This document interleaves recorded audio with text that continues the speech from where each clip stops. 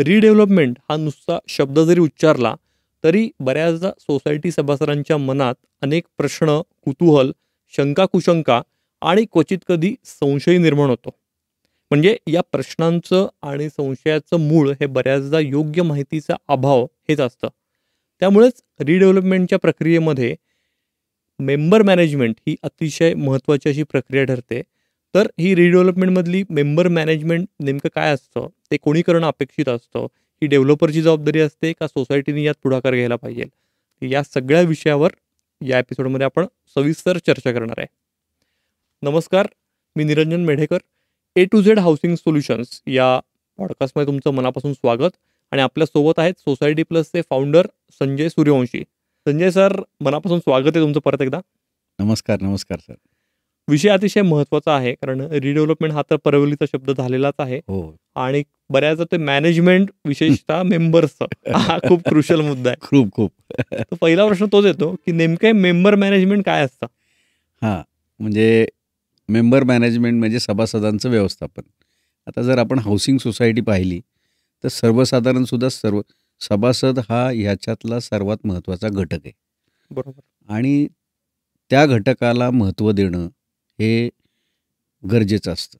म्हणजे तुम्ही नॉर्मल सोसायटीचं व्यवस्थापन करताना पण जी कमिटी असते, म्हणजे जी व्यवस्थापन कमिटी करणारी कमिटी असते, तिला आपल्या पोटनियम बायलॉजप्रमाणे त्यांना ते अधिकार दिलेत की तुम्ही संस्थेचं व्यवस्थापन करा. आणि संस्थेचं व्यवस्थापन करताना मुद्दा येतो की कुणासाठी करायचं, तर उद्देशच आहे की सभासदांना सगळ्या गोष्टी व्यवस्थित सेवा पुरवणं हा भाग असतो. आणि त्या ठिकाणी सभासदांचं व्यवस्थापन हा मुद्दा आहे. आणि त्यालाच आम्ही म्हणतो आहे की नवीन ह्याच्यामध्ये मेंबर मॅनेजमेंट, की सभासदांना त्यांचं सगळं बेसिकली ऐकून घेणं, त्यांना व्यवस्थित समजेल अशा पद्धतीने समजून सांगणं आणि संपूर्ण संस्थेच्या कारभारातल्या ज्या काही गोष्टी आहेत त्या पारदर्शकरित्या प्रत्येक कम्युनिकेशन त्यांच्यापर्यंत पोचणं आणि एक संपूर्ण कारभार हा म्हणजे एक सगळ्यांच्या एकमताने किंवा सगळ्यांच्या काय म्हणतात ना, उत्साहाने सगळ्यांच्या एकत्रित काय म्हणतात ना, की सपोर्टनी चालणं, हे बेसिकली मेंबर मॅनेजमेंटमध्ये अपेक्षित आहे बायलॉजप्रमाणे. आणि रिडेव्हलपमेंटमध्ये पण तसाच भाग आहे. म्हणजे रेग्युलर संस्थेच्या ह्याच्यामध्ये पण तोच भाग आहे आणि आपण रिडेव्हलपमेंट जर घेतलं तरी तोच भाग आहे. रिडेव्हलपमेंटमध्ये हे मेंबर मॅनेजमेंट जे आपण म्हणतोय हे अजून जास्ती महत्त्वाचं ठरतं, क्रुशल ठरतं. हो. इथं नॉर्मल ठिकाणी फार काही लोक त्याचं एवढं हे करत नाहीत, पण रिडेव्हलपमेंट हा आपण बघितलं तर रिडेव्हलपमेंटमध्ये संपूर्ण ही प्रक्रिया अशामध्ये आहे की सगळ्यात महत्त्वाचं की त्या सभासदाला त्याचं जे काय तो 25-30 वर्ष राहतोय त्या ठिकाणावरून काही कालावधीकरता दुसरीकडे शिफ्ट व्हायचं आणि परत त्या घरात यायचं आहे, ही एक नवीन पहिली माहिती ऐकणं आणि त्याच्यावर विश्वास ठेवणं हेच खूप एकतर अवघड असतं. आणि मग त्या ठिकाणी परत प्रश्न येतो की त्या ठिकाणी त्या गोष्टीचं महत्त्व समजून घेणं, त्यांना या सगळ्या गोष्टीची सिक्युरिटी क्रिएट होईल की अरे बाबा नाही, ह्याच्यामध्ये हे सगळं शक्य आहे आणि ह्याला शासनाने चांगल्या पद्धतीने सगळं स्वरूप दिलं आहे, त्याला काही प्रोसेस आहेत, त्याच्यामध्ये तज्ज्ञ व्यक्तींचा सपोर्ट घेऊन हे सगळं करता येतं आहे. डेव्हलपरवर पण बऱ्याचपैकी चांगल्या पद्धतीचं काय म्हणतात की जबाबदारी या कायदेशीर स्वरूपात दिली आहे. तर ह्या सगळ्या गोष्टी ज्या आहेत ना, हा रिडेव्हलपमेंटमध्ये महत्त्वाचा भाग ठरतो. म्हणजे रिडेव्हलपमेंटमध्ये मेंबर मॅनेजमेंट म्हणजे मी म्हणेन की पहिल्यांदा सुरुवात करताना रिडेव्हलपमेंटचं महत्त्व, त्याच्यानंतर ती प्रक्रिया प्रॉपर अवलंब करणं, त्याच्या लागणाऱ्या सगळ्या वेळोवेळी होणाऱ्या मीटिंग, त्याचे लागणारे सगळे communication in the forms of minutes, ह्या सगळ्या गोष्टी हा रिडेव्हलपमेंटमध्ये मेंबर मॅनेजमेंटचा पार्ट होतो. म्हणजे असं सांगायचं की मेंबर मॅनेजमेंटमध्ये 3 पार्ट असतात. पहिलं एक असतं की डेव्हलपर निवडून वेकंट पोझिशन करण्यापर्यंतचं व्यवस्थापन हे सगळं सोसायटीच्या कमिटीकडे असतं. Member management. मग याच्यामध्ये कमिटीचा की रोल आहे. आणि ज्यावेळी डेव्हलपरच्या ताब्यात तुम्ही वेकंट पोझिशन देता त्यावेळी मग डेव्हलपरचा की रोल असतो की डेव्हलपरनी मेंबर्स बरोबर लागणाऱ्या सगळ्या गोष्टींचं कॉर्डिनेशन, कम्युनिकेशन करून त्याचं व्यवस्थापन चांगल्या पद्धतीने करणं, हा सेकंड पार्टमधला विषय येतो. आणि नंतर परत शेवटी येतो ज्यावेळी तुमचं नवीन घर ताब्यात मिळतं त्यावेळीसुद्धा परत हाच विषय येतो की जे काय जे सांगितलं त्याप्रमाणे फ्लॅट ताब्यात मिळतोय, त्यांच्या सगळ्या गोष्टींना त्यांना समाधान सगळ्या गोष्टीचं होतंय. काही अडचणी आल्या असेल तर त्याचं निराकरण केलं जातंय आणि तो बेसिकली फ्लॅट ओनर हा आता पूर्ण समाधानकारकरित्या परत त्याच्या घरी राहायला आलाय. हा सगळा या प्रक्रियेचा म्हणजे या संपूर्ण प्रक्रियेमध्ये रिडेव्हलपमेंटच्या हे 3 टप्पे आहेत आणि ह्या तिन्ही टप्प्यामध्ये सभासदांचं व्यवस्थापन किंवा मेंबरचं मॅनेजमेंट हे खूप महत्त्वाचं आहे. म्हणजे त्याला महत्त्व देणं आणि त्याचा हे करणं ज्या ठिकाणी होतं त्या ठिकाणी तुम्हाला सक्सेस दिसेल आणि ज्या ठिकाणी हे होत नाही त्या ठिकाणी थोडंसं आपल्याला अडचणींचं स्वरूप दिसतं.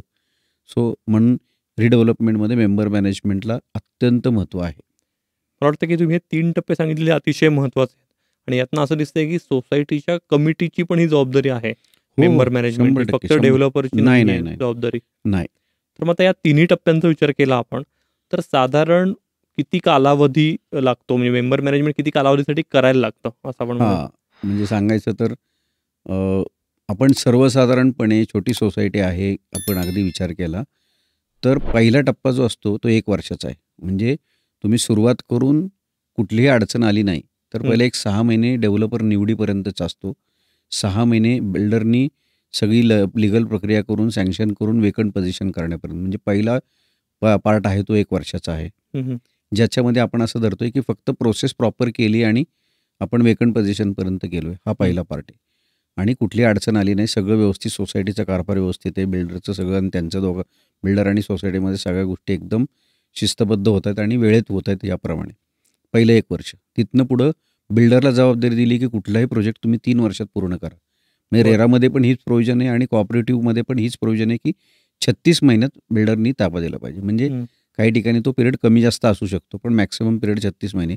सो 3 वर्ष ही कन्स्ट्रक्शन पिरियडमधलं भाग आहे. हं. आणि परत मी नंतर सांगितल्याप्रमाणे परत राहायला आल्यानंतर त्या आलेल्या फ्लॅटच्या किंवा बिल्डिंगच्या सगळ्या व्यवस्थित सगळ्या किरकोळ दुरुस्त्या असतील, काही पेंडिंग वर्क असेल ते पूर्ण करणं आणि परत त्या नवीन बिल्डिंगचं रिकन्व्हेन्स परत सोसायटीच्या नावाने होणं. ही प्रक्रियेला पण म्हणजे 6 ते म्हणजे कमीत कमी आम्ही असं धरतो की कम्फर्टेबल 1 वर्षाचा पिरियड आहे.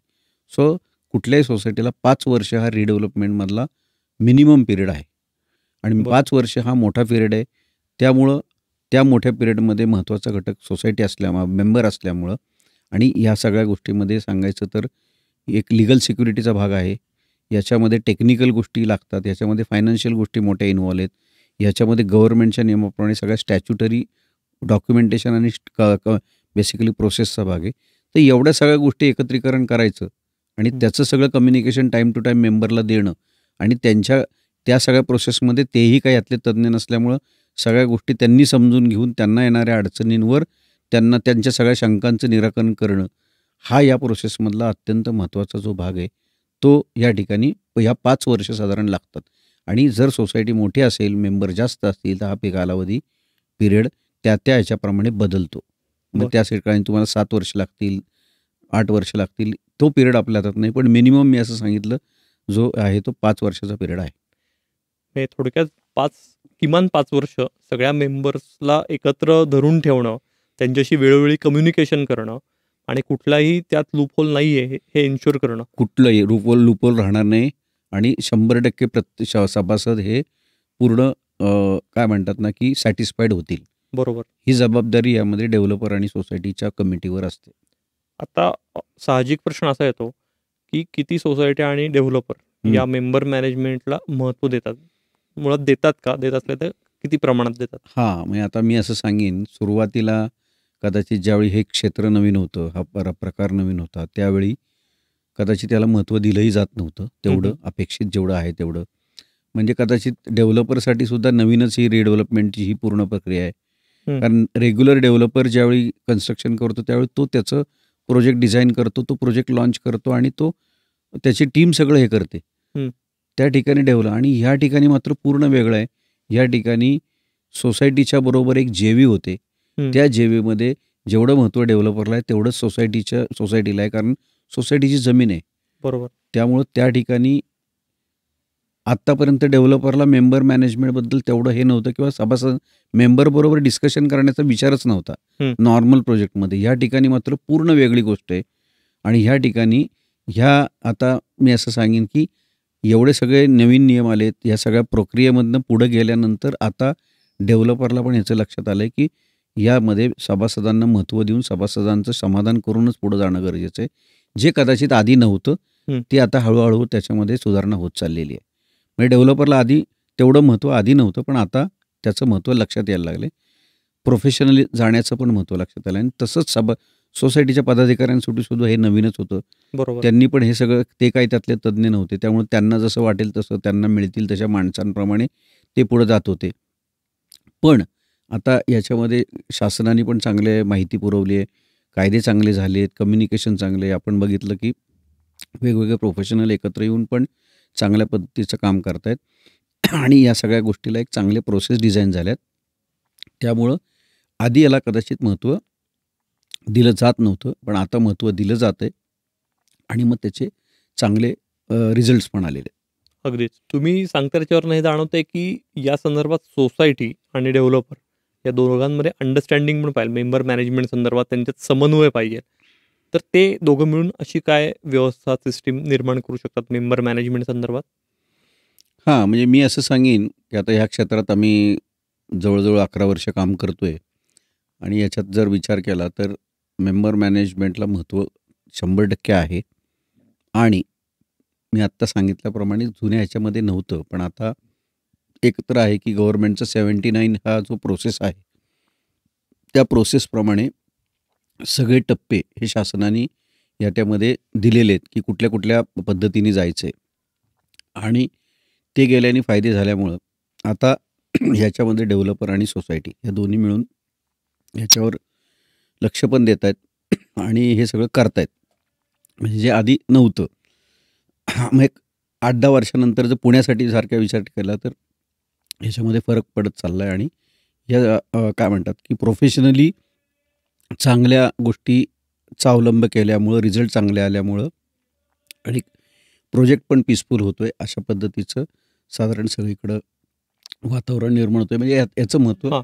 तुम्ही सर बोलताय त्याच्यावरनं हे जाणवतंय, की डेव्हलपर हं. आणि सोसायटी कमिटी किंवा सोसायटीमधले जे कमिटीज म्हणूया आपण. Redevelopment committee. रिडेव्हलपमेंट कमिटी यांच्यामध्ये कोऑर्डिनेशन, अंडरस्टँडिंग असणं हे खूप गरजेचं आहे. तर मग यांनी मिळून अशी काही सिस्टीम सेट केली पाहिजे मेंबर्स मॅनेजमेंटसाठी? 100% सर. मी आता सांगितलं असं, की रिडेव्हलपमेंट हा आत्ता तर स्पॅन मी सांगितला. त्या स्पॅनमध्ये एवढ्या सगळ्या लोकांना एकत्र जर ठेवायचं असेल, तर ते नॉर्मल ह्याच्या पद्धतीने होत नाही. पहिलं तर आहे सोसायटीच्या रिडेव्हलपमेंट कमिटीने याला महत्त्व देऊन त्याच्यासाठी डेव्हलपरकडनं त्याला एक बेसिकली एक सिस्टीम सेटअप केली पाहिजे. म्हणजे उदाहरणार्थ CRM जसं डिपार्टमेंट असतं डेव्हलपरचं, तसं इथं CRM डिपार्टमेंट ठेवलं पाहिजे. Customer relation management. हं. आणि त्यांच्यामध्ये कोणतरी कोऑर्डिनेटर म्हणजे माणूस असला पाहिजे, की सोसायटीतला कुठलाही प्रश्न असेल तर तो त्या मेंबरकडे जाऊन तो त्याच्या टीमशी कोऑर्डिनेट करून ते परत कम्युनिकेट करेल सोसायटीला, कमिटीला आणि कमिटीनी अंतर्गत यंत्रणेप्रमाणे ते सगळ्या मेंबरपर्यंत पोहोचवलं गेलं पाहिजे. याची पण यंत्रणा सेट करायला पाहिजे. ओके. सो या दोन्ही गोष्टी ह्या खूप गरजेच्या आहेत. म्हणजे एक इकडचं कोऑर्डिनेटिंग जे असते ती रिडेव्हलपमेंट कमिटी आहे सोसायटीची हं. आणि बिल्डरकडनं असेल तर बिल्डरनी सुद्धा तशा पद्धतीने सेटअप करून एक CRM डिपार्टमेंटचं हेड ठेवून त्याच्या थ्रू करायला पाहिजे. अशा पद्धतीने हे मेंबर मॅनेजमेंट आणि मग त्याला भरपूर चांगल्या नवीन बेसिकली प्रोफेशनल प्रोसेस आल्यात, ज्याचा वापर या ठिकाणी करणं अत्यंत गरजेचं आहे. म्हणजे त्याला महत्त्व पण देणं गरजेचं आहे आणि त्याचा वापर करणं हे क्रमप्राप्त आहे असं मी सांगेन. बरं. आता सर मला सांगा, की मेंबर मॅनेजमेंटचे फायदे हे आपण बोलतोच आहे, की ते हो. केलं पाहिजे. त्याचे फायदे काय असतात नेमके? आणि समजा हे सगळं माहिती आहे किंवा माहिती नाही आहे म्हणूनही नाहीच केलं, तर काय तोटे होऊ शकतात रिडेव्हलपमेंटमध्ये? बघा, सगळ्यात पहिलं फायदे काय? तर बघा, याच्यामध्ये रिडेव्हलपमेंटमध्ये विश्वासार्हता क्रिएट होणं हं. किंवा सभासदांना ती एक सिक्युरिटी क्रिएट होणं, की हे शक्य आहे. हं. ही गोष्ट खूप गरजेची आहे आणि त्या गोष्टीसाठी मेंबर मॅनेजमेंट जर चांगलं असेल तर ती विश्वासार्हता क्रिएट होते. हा सगळ्यात महत्त्वाचा फायदा. हं.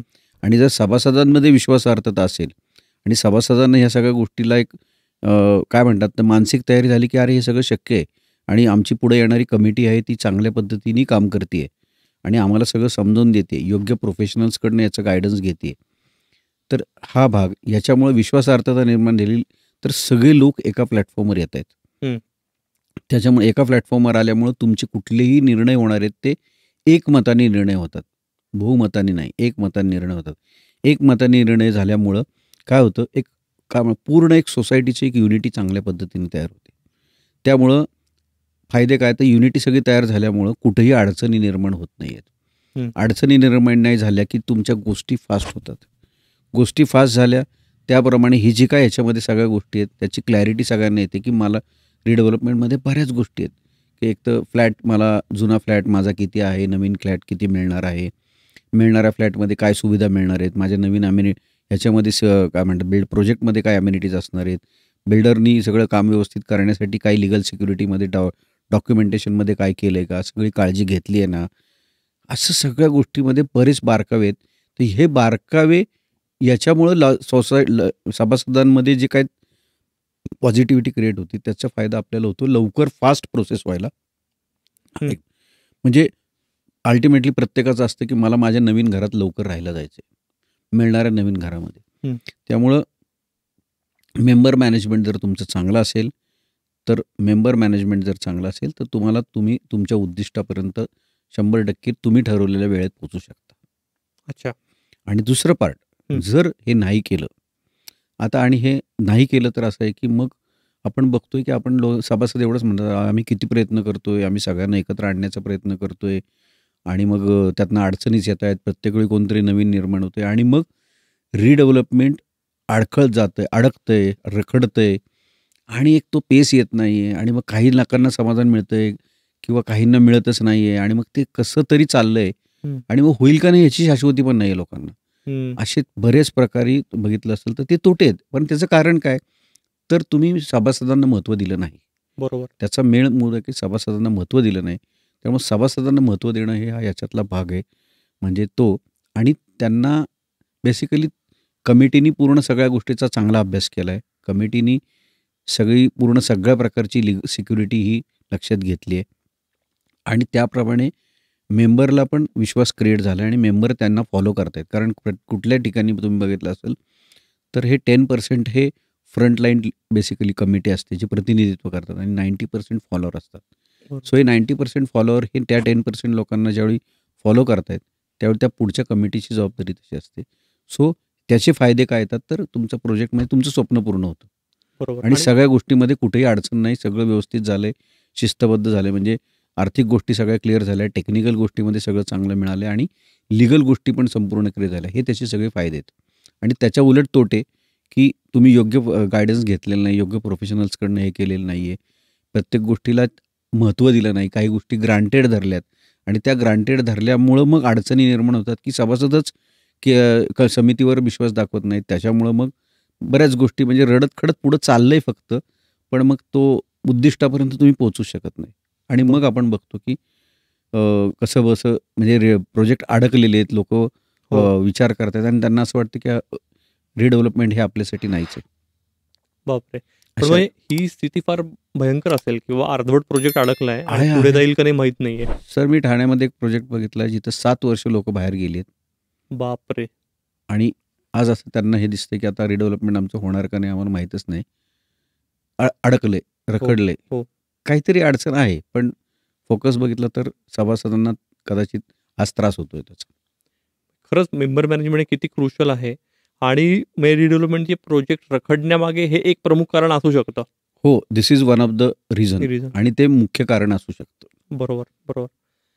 तर सर सोसायटी प्लस ही जी आपली संस्था आहे, तर ती मेंबर मॅनेजमेंट संदर्भात विशेषतः रिडेव्हलपमेंटचा विचार करता काय प्रकारची सेवा ऑफर करते? जसं मी आत्ता सगळं सांगितलंय, मी ही सगळी माहिती सांगताना याच्यावर आम्ही अभ्यास खूप बारकाईने केलाय हं. आणि बारकाईने केल्यानंतर लक्षात आलं, की रिडेव्हलपमेंट हा या सोसायटीच्या प्रवासातला अत्यंत महत्त्वाचा टप्पा आहे आणि हा टप्पा पूर्ण करायचा असेल तर सभासदांना महत्त्व दिलं पाहिजे. आणि मग त्यासाठी आम्ही पहिलं तर काय केलं, की याच्यासाठी शासन काय म्हणतंय, कायदा काय म्हणतोय आणि मग कायद्याने काय दिलंय, तर कायद्याने दिलंय, की महाराष्ट्र कोऑपरेटिव्ह ॲक्टमध्ये प्रोव्हिजन जे आहे, की 79A जो सेक्शन आहे त्याच्यानुसार त्यांनी जी काही प्रोसिजर दिली आहे रिडेव्हलपमेंटची, ती जर फॉलो केली तर लोकांमध्ये विश्वासार्हता निर्माण होते. आणि मग आम्ही त्याला सोसायटी प्लसनी त्याला फोकस केलं. सोसायटी प्लसनी ती 79 प्रोसेसची पूर्ण एक SOP तयार केली आहे. त्याचे विशिष्ट टप्पे ठरवलेत. त्याच्यामध्ये सगळ्या पद्धतीचं डॉक्युमेंटेशन कसं असावं, त्याच्यामध्ये मीटिंग्स 100 सगळ्या मेंबर्सच्या वेळोवेळी time to time meeting conduct करणं, त्याचा काही फ्रिक्वेन्स ठरवला आहे, त्याचे काही टप्पे ठरवलेत, ह्या सगळ्या घेणं. त्याच्यामध्ये ह्याच्यामध्ये सभासदांनी उपस्थित केलेल्या सगळ्या शंकांचं 100% उत्तर देणं आणि त्यांचं शंका समाधान करणं आणि सगळ्या सभासदांना एकाच ठिकाणी, एका प्लॅटफॉर्मवर आणून सगळ्यांना रिडेव्हलपमेंट बरोबर घेऊन जाणं बरोबर. हा सोसायटी प्लसने विचार केला. त्याप्रमाणे ह्या सगळ्या सिस्टीम सेटअप केल्यात आणि गेली 11 वर्ष या सगळ्या गोष्टीवर आम्ही सुरुवातीला पहिले 5 वर्ष ह्या सगळ्या जे काही आम्ही केलेल्या नवीन ह्या सिस्टीम्स आहेत त्या आम्ही इम्प्लिमेंट केल्या. त्याला चांगलं बेसिकली आम्हाला रिझल्ट आले आणि आज आम्ही केलेल्या सोसायट्यांमध्ये लोकं सांगायचं तर नवीन घरामध्ये राहायला गेलेली आहेत. माझ्याकडे 5 सोसायट्यांची उदाहरणं आहेत ज्याच्यामध्ये सोसायटीची लोकं आज तिथं स्वतःच्या नवीन घरामध्ये राहायला जात आहेत. जी काय प्रोसेस सोसायटी प्लसनी नवीन शासनाच्या बेसिकली नियमाला आधारित ही प्रोसेस डिझाईन केली आहे आणि त्या प्रोसेसप्रमाणे तुम्हाला तुमचं रिडेव्हलपमेंटचं स्वप्न पूर्ण होतं असं सोसायटी प्लसनी विश्वास दाखवला आहे आणि तशा पद्धतीच्या प्रोसेस आम्ही डिझाईन करून आज आम्ही आता त्याला चांगल्या पद्धतीचं स्वरूप दिलं आहे आणि आमच्या ह्याच्यामध्ये आम्ही जो आत्ता मी सांगतोय त्याला मेंबर मॅनेजमेंटला खूप महत्त्व दिलं आहे आणि त्याच्याबरोबर तसंच प्रोसेसमध्ये पुढचं की बिल्डरशी पण कॉर्डिनेशन कम्युनिकेशन हे पण खूप महत्त्वाचं असतं. बिल्डरकडनं येणाऱ्या ज्या काही गोष्टी हव्या असतात सभासदांना त्याच्यासाठी पण आम्ही काही यंत्रणा डिझाईन केली आहे. आमच्याकडं पण म्हणजे ह्या सगळ्या गोष्टीला पूर्ण स्टार्ट टू एंड म्हणजे मी 3 टप्पे सांगितले त्या 3ही टप्प्यांमध्ये सोसायटी प्लसनी हे केले. पहिला टप्पा जो म्हणलं की सुरुवात केल्यापासून तो बिल्डर निवडून वेकंट पोझिशन देण्यापर्यंतचा, दुसरा टप्पा कन्स्ट्रक्शन चालू झाल्यानंतर नवीन फ्लॅट मिळण्यापर्यंतचा त्याला न्यू कीज हँडओव्हर म्हणतो आम्ही आणि तिसरा टप्पा जो आहे तो फ्लॅट ताब्यात मिळाल्यानंतर सुरुवातीच्या सगळे कंप्लायन्सेस म्हणजे त्याच्यामध्ये सिव्हिल कंप्लायन्सेस असतील, त्याच्यामध्ये लीगल कंप्लायन्सेस असतील, डॉक्युमेंटेशन कंप्लायन्स असेल आणि फायनान्शियल कंप्लायन्सेस हे पण सगळे डेव्हलपरकडनं पूर्ण करून रिडेव्हलपमेंट सगळ्या पूर्ण बाजूनी पूर्ण करणं हा शेवटचा टप्पा. या तिन्ही ठिकाणी सोसायटी प्लसनी संपूर्ण प्रोसेस डिझाईन केल्यात आणि तशाच पद्धतीची सेवा सोसायटी प्लस ही आज पुण्यामध्ये आणि महाराष्ट्राच्या इतर शहरांमध्ये पण देते. सर, सोसायट्यांचा आपण विचार केला तर सोसायट्यांचे आकार हे वेगवेगळे असू शकतात आणि काही सोसायट्यांमध्ये शेकडो मेंबर्स असू शकतात. तर मग अशा वेळेला काही डिजिटल प्लॅटफॉर्म्स किंवा डिजिटल काही सोल्युशन्स अशी पण आपण प्रोव्हाइड करण्याचा विचार करतोय. आता मी आधी पहिले ह्याची गरज आहे का याच्याबद्दल आधी थोडं सांगेन. गरज तर असं आहे की आता हे आज पुण्यासारख्या जर ठिकाणी विचार केलं तर 2000 पूर्वीच्या सोसायट्या ह्या जवळपास आता रिडेव्हलपमेंटला ड्यू होत आहेत. म्हणजे पहिल्या तर 95च्या आधीच्या तर 100% होत आहेत. म्हणजे त्याला 30 वर्ष पूर्ण होतात त्याचे. पण ज्या ठिकाणी चांगलं पोटेन्शियल आहे काय आहे असे धरून तर सर्वसाधारणपणे हा आकडा सोसायट्यांचा 5000पेक्षा जास्तीचा आकडा मी फक्त सोसायटीज म्हणतोय. अपार्टमेंट सुद्धा तेवढीच असतील. बापरे. सो एवढं पोटेन्शियल रिडेव्हलपमेंटमध्ये या ठिकाणी आहे. मी फक्त पुण्याबद्दल बोलतोय. आपण महाराष्ट्राचा आकडा काढला तर तेही आकडे आम्ही तुम्हाला पुढं सांगू. तर यामध्ये एकतर आत्ता जे काय आपण करतो ह्याच्यामध्ये लिमिटेड कन्सल्टंट आहेत, लिमिटेड माणसं हे आहेत प्रोफेशनल्स आणि हे सगळी यंत्रणा जर फिजिकल हे करायची असेल तर आज कमीत कमी 5000 मॅक्सिमम तो काय नंबर असेल तो एवढ्या सोसायट्यांपर्यंत पोहोचून त्यांचं रिडेव्हलपमेंट करणं हे फक्त फिजिकली शक्य नाही आहे. म्हणून ह्याच्यामध्ये डिजिटल तंत्रज्ञानाचा वापर होणं हे क्रमप्राप्त आहे असं मला वाटतंय ह्याच्यामध्ये. आणि ते सगळं शक्य आहे का तर शक्य आहे. ते कसं करता येईल आता कारण आपण बघतोय की डिजिटल युगच आहे. तंत्रज्ञान खूप चांगल्या पद्धतीने आलं आहे आणि या ठिकाणी गव्हर्नमेंटनी जे काही गोष्टी केल्यात त्याला फक्त जर आपण ह्याच्यामध्ये कन्व्हर्ट केलं ह्याच्यामध्ये डिजिटल सेटअपमध्ये तर हा नंबर जो आहे त्या नंबरपर्यंत रीच होणं सहज शक्य आहे असं मला वाटतं. या दृष्टीने काही तुम्ही रोडमॅप ठरवला आहे की डिजिटली बाबा मेंबर मॅनेजमेंटने जास्ती सोसायट्यांपर्यंत पोहोचता येईल आणि कदाचित पुण्याच्या पण आता पुणंच इतकं मोठं झालेलं आहे की पुण्याची वेगवेगळी उपनगरं कव्हर करायची म्हटलं तरी एक टास्कच आहे. हो सर, आम्ही पुण्यामध्ये जसं सोसायटी प्लस याच्यामध्ये खरंच सांगायचं तर एक लीडर म्हणून आम्ही काम करतोय. आम्ही याच्यामध्ये विचार केला आहे की जर पुण्यामध्ये एवढं काम असेल आणि आपल्याला जर मॅक्सिमम सोसायट्यांपर्यंत पोहोचायचं असेल, तर आम्ही डिजिटल गोष्टीबद्दल फोकस करून त्याच्यावर पूर्ण कार्यवाही केलेली आहे. लवकरच आम्ही त्याच्या संदर्भातलं एक डिजिटल प्लॅटफॉर्म हा लॉन्च करतोय, ज्याच्यामध्ये ही संपूर्ण प्रक्रिया ही डिजिटल स्वरूपामध्ये ऑनलाईन पद्धतीने, म्हणजे मी असं म्हणेन की त्याच्यामध्ये 70% to 80% ऑनलाईन आहे आणि 20% to 30% फक्त ऑफलाईन, अशा पद्धतीने ही प्रोसेस केली, तर जी काय मी आत्ता पिरियड सांगितला तो पिरियड आपल्याला वेळ कमी होऊ शकतो. आजच्या काळामध्ये आपण बघितलं की वेळ नाही आहे लोकांकडं हं. आणि त्याची इच्छा असते, पण त्याला बाकीच्या ह्याच्यामुळं त्याला हजर राहता येत नाही. तर ऑनलाईन पद्धतीमुळं या सगळ्या गोष्टी सुकर होतील. त्याचबरोबर वेळ वाचेल, ट्रान्सपरन्सी राहील आणि कमी, म्हणजे फिजिकली आपण कमी लोकांपर्यंत पोहोचू शकतो. डिजिटली तो नंबर कितीतरी पटीत वाढवू शकतोय, हं. म्हणजे आवाक्याच्या बाहेर, आणि तीच यंत्रणा परत आपण महाराष्ट्राच्या इतर शहरांमध्ये पण नेऊ शकतोय.